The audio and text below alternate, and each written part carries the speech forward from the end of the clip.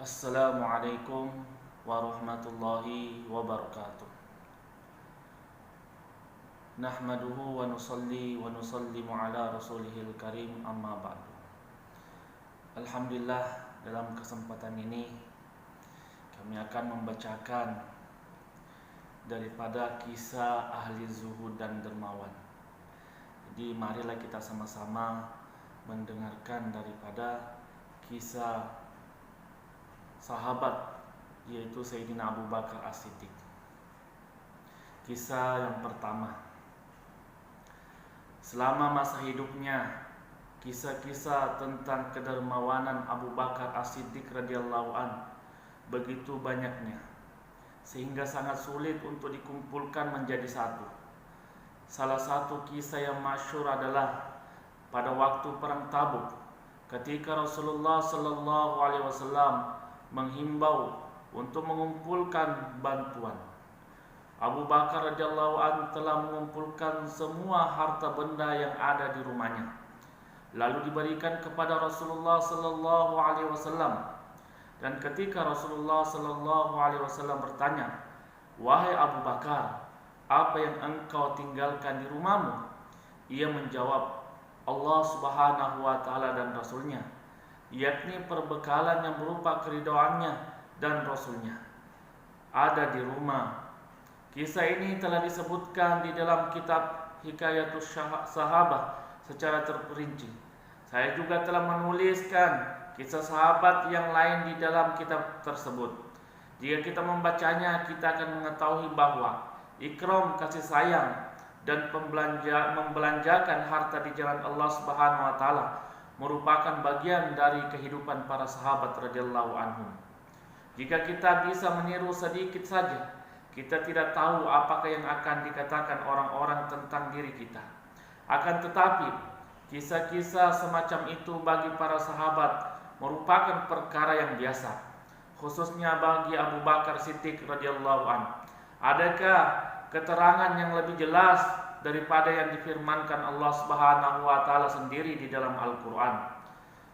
Bismillahirrahmanirrahim. Wa sayujannabuhal azqa alladzi yuti ma lahu yatazakka wa ma li ahadin 'indahu min ni'matin tujza illa batigha wajhi rabbihil a'la wa la sawfa yarda.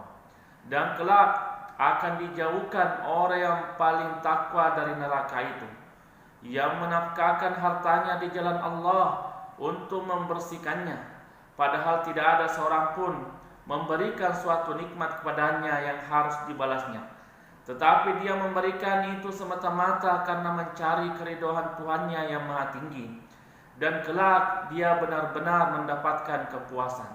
Quran Surah Al-Lail ayat 17-21. Ibnu Zawji rahmatullah alaih berkata, para ulama sepakat bahwa ayat ini turun berkenaan dengan Abu Bakar Siddiq radhiyallahu an. Abu Hurairah radhiyallahu an meriwayatkan bahwa Nabi sallallahu alaihi wasallam bersabda, "Harta seseorang tidak memberikan manfaat bagiku sebanyak harta Abu Bakar radhiyallahu an." Setelah mendengar sabda Rasulullah sallallahu alaihi wasallam tersebut, Abu Bakar Siddiq radhiyallahu an menangis dan berkata, "Wahai Rasulullah, apakah diri saya dan harta saya menjadi milik selain engkau?" Sabda Nabi sallallahu alaihi wasallam ini banyak diriwayatkan dan beberapa sahabat dalam beberapa riwayat. Di dalam sebuah riwayat dari Said bin Mushad rahmatullah alaih terdapat tambahan, Rasulullah sallallahu alaihi wasallam menggunakan harta Abu Bakar radhiyallahu an seperti ketika menggunakan hartanya sendiri. Urwah radhiyallahu an berkata, ketika Abu Bakar radhiyallahu an masuk Islam, ia mempunyai uang sebanyak 40.000 dirham. Semuanya dibelanjakan untuk Rasulullah SAW, yakni dalam keridhaan Rasulullah SAW. Dalam sebuah hadis disebutkan bahwa ketika ia masuk Islam, ia mempunyai uang sebanyak 40.000 dirham. Dan pada waktu hijrah, yang tersisa hanya riba 5.000 dirham. Harta itu digunakan untuk memerdekakan hamba-hamba sahaya yang disiksa karena masuk Islam dan untuk keperluan agama. Abdullah bin Zubair radhiyallahu anhu berkata bahwa Abu Bakar Siddiq radhiyallahu anhu selalu membeli hamba sahaya yang lemah lalu memerdekakannya. Ayahnya Abu Kuhafah radhiyallahu an berkata, jika kamu ingin memerdekakan hamba sahaya, merdekakanlah hamba sahaya yang kuat-kuat, karena dia akan bisa membantumu dan bisa berguna bagi kita. Abu Bakar Siddiq radhiyallahu an menjawab, saya tidak memerdekakan budak untuk diri saya, tetapi saya memerdekakannya untuk mencari keridhaan Allah Subhanahu wa taala. Di sisi Allah Subhanahu wa taala, pahala membantu orang-orang yang lemah lebih baik daripada membantu orang-orang yang kuat. Dalam sebuah hadis disebutkan bahwa Rasulullah sallallahu alaihi wasallam bersabda, tidak seorang pun yang telah berbuat baik kepadaku dan aku belum membalas kebaikannya, tetapi kebaikan Abu Bakar radhiyallahu an menjadi tanggung jawabku. Beliau tidak bisa membalasnya. Allah Subhanahu wa taala sendirilah yang akan membalas kebaikannya pada hari kiamat. Harta seseorang tidak memberikan manfaat bagiku sebanyak manfaat yang diberikan oleh harta Abu Bakar radhiyallahu an. Alhamdulillah, demikianlah kita dengarkan daripada kisah Abu Bakar radhiyallahu an yang telah mengorbankan seluruh hartanya untuk agamanya Allah Subhanahu wa taala. Sehingga ketika ditanya oleh Rasulullah sallallahu alaihi wasallam, apa yang kamu tinggalkan di rumahmu? Maka dia menjawab, saya meninggalkan Allah dan Rasulnya. Artinya semua di rumahnya telah dikorbankan untuk agamanya Allah Subhanahu wa taala.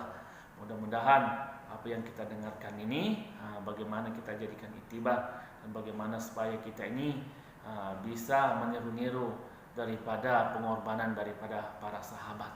Dan begitu juga bagaimana kita senantiasa menghidupkan taklim seperti ini, karena taklim seperti ini sehingga menimbulkan gairah untuk beramal, karena dibacakan daripada kedermawaan orang-orang yang beramal, kedermawaan daripada orang-orang yang menginfakkan hartanya di Allah Subhanahu wa taala, juga keutamaan-keutamaan beramal, sehingga kita ini ada kesemangatan untuk beramal karena Allah Subhanahu wa taala. Demikian yang dapat kami sampaikan. Assalamualaikum warahmatullahi wabarakatuh.